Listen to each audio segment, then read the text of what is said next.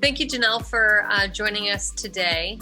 For everyone out there, this is Jenell Thompson with Corporate Condo Collection.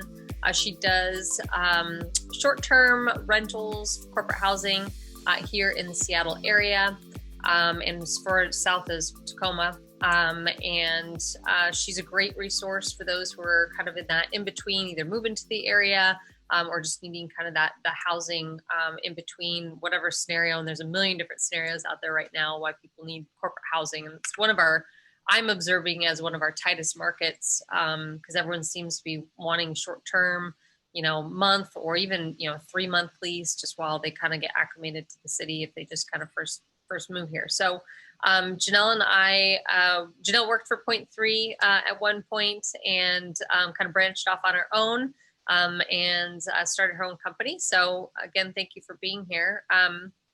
Why don't we just dive into a little bit about kind of your story and how you got started doing this? Yeah. Thank you for having me on today. I came from the property management, kind of the traditional property management background with apartment buildings. I was a licensed agent at 20, but I wasn't making money. I didn't have the network and the resources. And so I started leasing just to kind of make supplemental income. And I excelled with that position and did really well. And was with that company for about a decade. And real estate, was always kind of there in the background for me. And I was always a part of it in that sense. But being with Pinnacle for about 10 years, I gained a wealth of knowledge and property management experience, doing renovations and multi-site management, acquisition, just kind of any sort of property management project that could happen, I got to work with. So that was, it just built a really great, strong foundation for what I'm doing now. And I got into lease up, new construction development management with Pinnacle. That I spent probably the last 5 years or so with the company, kind of specializing in that area. And so that's kind of how it all started. And that's where I came from. Got it. So with the property management background, then obviously with you taking on kind of the short term, I guess what made you branch out and to do short term? Because you were traditionally in more of the longer term, property management style industry, and then you kind of flipped the switch here. Yeah. So I was downtown Seattle at the time. This was actually right around I was with Point 3. So I had my hands in all kinds of different facets of real estate at that time.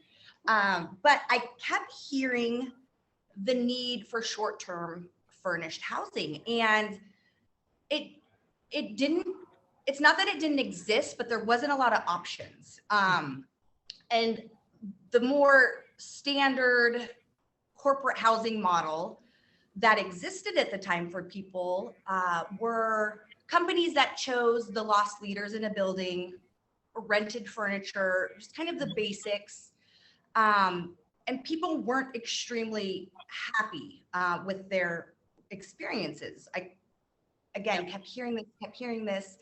So that's kind of what made me start thinking about this short-term furnished rental space.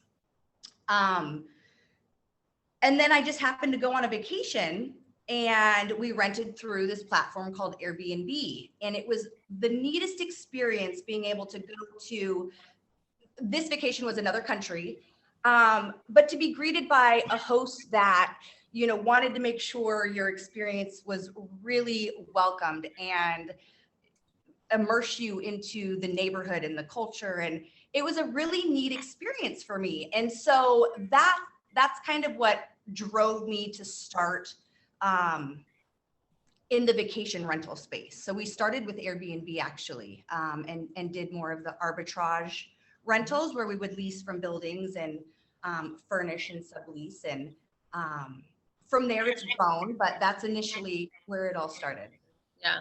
Yeah. And so basically I'm hearing is that like hospitality, like having that, when you're corporate housing and short-term housing in a lot of these big buildings, I think sometimes people don't really know. I know we get a lot of calls from like, property owners are like, I'd like a corporation to rent my place and have their employees, come through the property when they're here. That does happen, but for the majority of the larger companies that are here, they're actually like, and I think you used arbitrage, like they actually rent, a block of apartments in these apartment buildings and kind of filter their, their new employees through them. So that's like one side of the corporate housing world. And then you have the other side where people are, either vacation travel, business travel, maybe they're just in between housing, but providing that like hospitality element is kind of what the Airbnb is all about, is providing that, like you said, experience, right? Yes. Yeah. So, exactly. Yeah. And, and for me, it was really fun. And to this day, I love the furnishing aspect of it. And so again, hearing the corporate housing feedback I was getting, it was hard to find then a quality furnished, unique space that people felt like it was either nicer than home or similar to like a boutique hotel style. So I had a lot of fun with that aspect of it, in furnishing our units very different and very unique compared to anything else that was, being offered. So yeah. And you started them primarily downtown then. And so I know we want to touch on kind of what the short-term housing market is, kind of, the scope of what downtown looks like now. But because I know it is harder for, property owners because of the condominium building. So yeah, it is. Condominiums in general are a little bit more difficult because you have your HOA in place. And so there's a handful that offer less than 30-day options for tenants of the building. A few that offer 30-day minimum, but standard, you're going to be 6 months to a year minimum lease terms allowed. So that itself becomes a challenge. But the city of Seattle in 2019 implemented further restrictions on just homeowners in general, allowing essentially 2 short-term licenses to be applied for owners. So your primary residence plus 1 additional unit. So it's restricted the options for homeowners within the city of Seattle. Outside of Seattle, we're not seeing that yet. So with that said, the properties that are available for rent on this platform or short-term in general, I think they're going to see a tremendous growth and profit possibilities with the properties that they have. Yeah, and I think you mentioned that too, that you're seeing, a lot of growth in just like the single family market, especially right now. Yeah. And is that primarily all like Seattle and kind of all areas? And you could kind of dive into maybe what areas of expertise you really have with the short-term side. Yeah. So single family, well, in general, single family homes, you can accommodate more guests. And so naturally, you're going to be more profitable in that sense.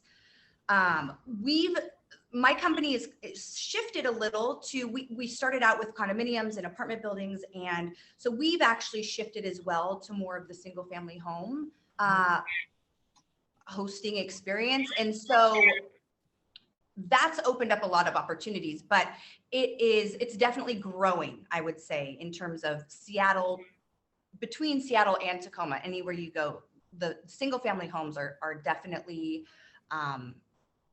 just becoming more plentiful on the Airbnb short-term rental side. Yeah. And so when you go to list a property, you're basically putting together, in most cases, furniture, like the overall design, look, feel, and then you're using Airbnb as one of your platforms for, advertising it. basically, but there's a whole bunch of other ones as well. Correct. Yeah. Yeah, exactly. Yeah.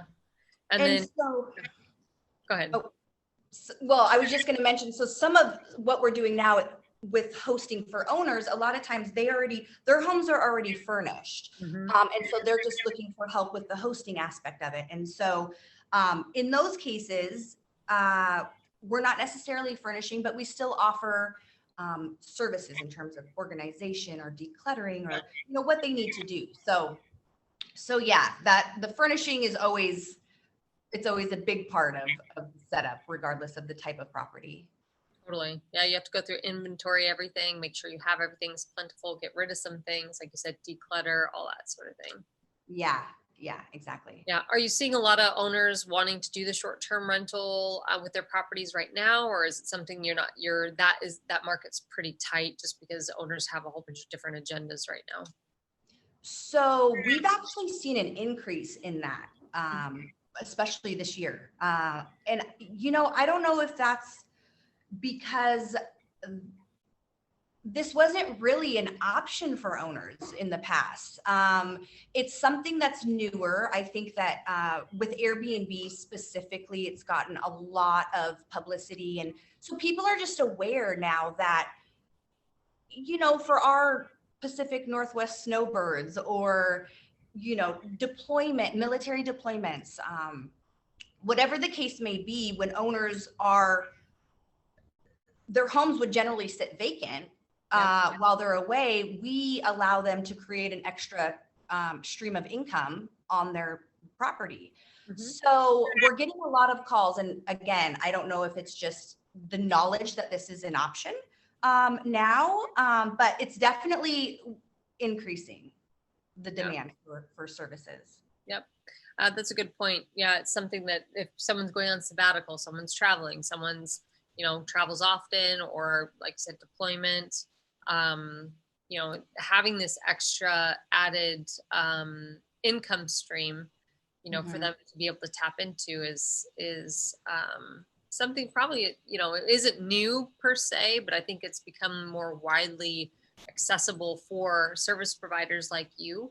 It's less daunting for a homeowner to, hand the keys off to their house because a lot more people, it's more widely accepted, more widely used, and people are more familiar, like you said, with the Airbnb name too. And all the assurances, are most of the assurances that come with that. And we talked just kind of a little briefly about, the selection of tenants and kind of a little bit how you do that. I don't know if you want to jump into that, but obviously that's top of mind when owners are, handing their keys off and having people stay in their home. Yeah, because it can be scary thought for people having, you're essentially hosting strangers in your home. Yeah. The first few years with the company, there is a huge learning curve. I think even for Airbnb, the platform itself. But over the years, we've really fine-tuned the type of client that we are wanting to accommodate. We put restrictions in place. So we generally don't offer less than 4-day stays. That keeps out a lot of the weekend riffraff that come to the city. But little things like last minute local reservations, generally 95% of the time, not a good idea. But, you have to learn these things as you go, putting in higher deposits or, limiting the number of guests, even if it is, I find that a lot of new hosts try to just get as many people in a property as possible. So whether that's a sleeper sofa or, extra beds, but, in the long run, that also creates further problems that, this party environment. And so more wear and tear, more people jammed into a property at the same time. Yeah. So, having learned all of this along the way and lots of experiences, we've refined things a lot. And I think that's just another value added service of what we offer, because owners don't have to go through all of these nightmares that we already have, and can trust that their properties are well taken care of. Yep.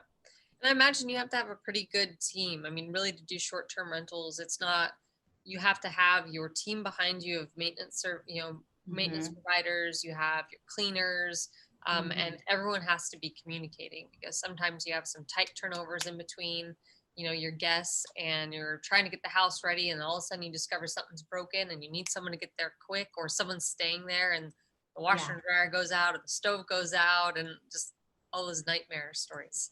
Yeah. I mean, exactly. And again, over the years, we've implemented different platforms and different programs and systems in place. So that way, we can try to prevent as much of that now ahead of time. However, when things do come up, I mean, having resources in between Seattle and Tacoma, it's key. And by far, housekeeping is the number one area of of detail that you have to make sure is dialed in. And that in itself is a challenge with training people and just getting a good team put together. And so I've been really fortunate to have a lot of the same cleaners for years. And now the just programs and apps that we can use to bring on new housekeepers to the team. So it's definitely, it takes a team for sure. Yeah. How many properties do you have in your portfolio right now? As of right now, we have 26. Gotcha. We scaled back with COVID. We scaled back quite a bit, especially even in the city of Seattle, just with the restrictions that were going into place. So we scaled back, and probably fall, we're going to start ramping up again. Just, we want to make sure to get through this pandemic, and just make sure that, we're making the right moves in terms of opening new product. But honestly, things are, in my opinion, things are trending up. And I think it's going to happen pretty quickly in this space. So that's good insight, just to know that our numbers are going up. Things are looking strong. Yep. So for those short people looking, let's say for a month long lease, or 2 month or 3 month, are those tenants or guests that you can also assist too? Or are you more focused, are your homes and your properties and your host owners most interested in kind of the shorter term stays, I guess, anywhere from 4 days to a couple weeks, I guess?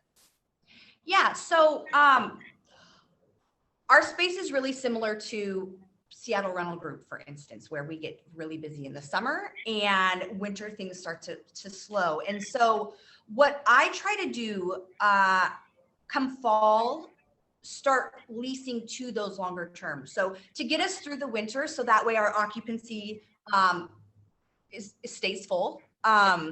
So summertime, spring, we start doing some of the shorter term.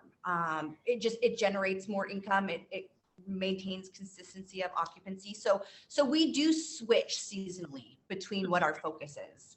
Yeah, that's interesting. So we've had a run into a couple tenants that have needed short-term housing, and it just seems like it is actually something that's really hard to find right now, especially in that month or 2 month range or whatnot.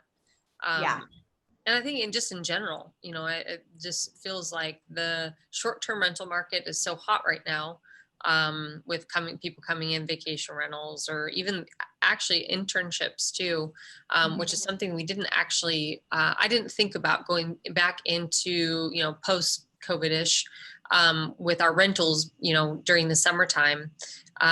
In about May, we started getting all these calls from, a lot of the interns from, Microsoft and Amazon, and been, a year, 2 years since we had seen that last wave.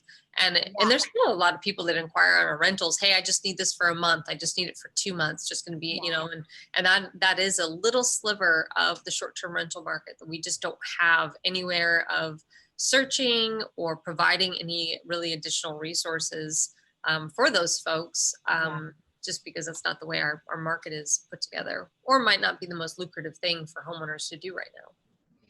Well, it can be, however, well, like you said, it's not as lucrative. So if a property, example of a 1-bedroom downtown Seattle, if a property owner can get 200 a night for, 4-night increments and stay 95% occupied, it's darn near impossible for an intern to be able to afford that same monthly income.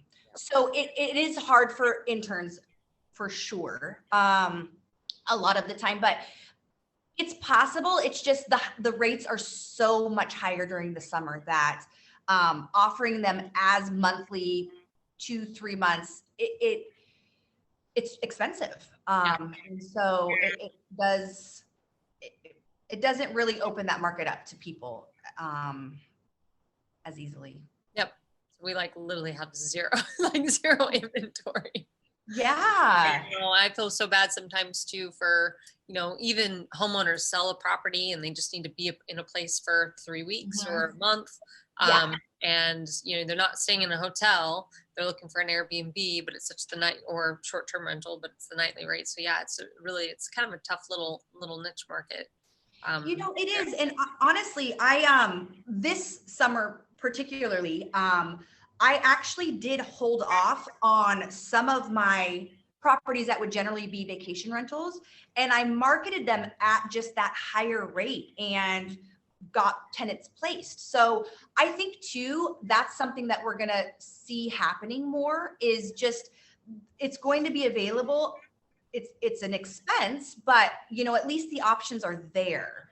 Yeah, 100%. And they could decide if it works for them financially or not. Right. Yeah, for sure. So to kind of just break down your services, I guess you're definitely representing the properties. You're kind of the host, go-to your company is in terms of, getting it up off the ground, getting it ready to rent, and you could kind of take it from there. Yeah. So, again, for brokers, we're a great resource for that transitional client that needs, their closing doesn't align with their transition. And then for property owners, again, that are gone for months at a time, we offer, in terms of services for property owners, we pretty much from start to finish, it's a very hands-off experience for them. So we will come in and talk to the owner and explain all of these things that they're concerned with, or with how this all works. We'll give design or furnishing recommendations, just what could really help elevate their property, or just what we need for it to function. And so I have help on the design side, furnishing side. So we can go in and really, we've furnished homes 100% for clients. Or we've went in and just cleaned things up and got it prepared for first guests. But everything from photography to marketing, we handle all of that for the client. And then the customer service aspect of it during the time that we have the property. So yeah, again, it's a very hands-off approach for owners. And so we're able to offer all of these different resources in order to get their property up and running. Good. So you handle the bookings, you have to handle all the maintenance, all the cleanings, and basically everything that has to do with, having the short-term rental as a business. Correct. Oh, that's great. Yeah. Cool. Are you seeing any other trends that are kind of out there in the market that are worth kind of chatting about? Well, overall, like I said, I think that it's definitely trending. We're getting back to where we were. So for instance, my company, year to date, we're about just over 20% lower in revenue than 2020 was an anomaly. So 18, 19, compared to those years, we're down. However, May and June, we're right around 15% higher than prior years in terms of occupancy and rental revenue. So, and July and August are forecasted kind of the same. So to me, things are moving forward and looking strong. We're even getting bookings for 2022, which historically wasn't something we would see this early on. So I definitely think that the demand is there, and as restrictions start to loosen and vaccinations, I think it's all going to just continue rolling forward. Yep. With the 2022 reservations, is that like around holiday time frame, or is it, you think, no, just like random?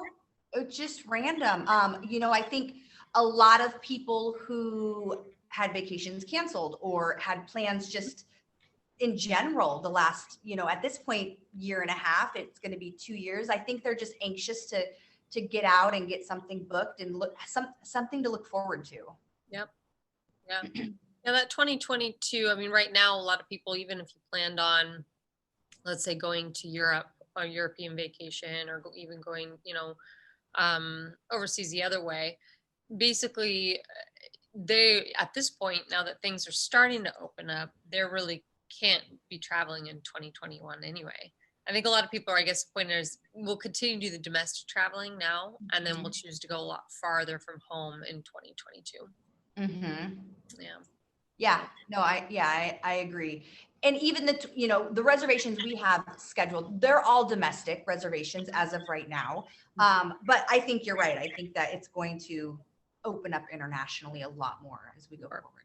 Yeah, for sure. Cool. All right. Well, that was a nice chat, Jenell. Always good chatting with you and having you as a resource too. I love being able to just flick clients your way and say, hey, you got to talk to Jenell. Thank you. I wish we had more to offer right now. Summer's always tough, but I know. Again, like I said, we're getting a lot more owner inquiries on how we can help, with their vacancy. And so as that happens, again, I'll make sure to ping you guys and let you know that we have stuff open. For sure. Good.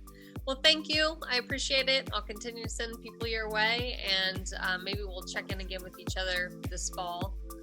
Just kind of see how the year has been transitions. Sounds good. Cool. Sounds good, Ashley. Thank you so much. Yeah. Have a good one.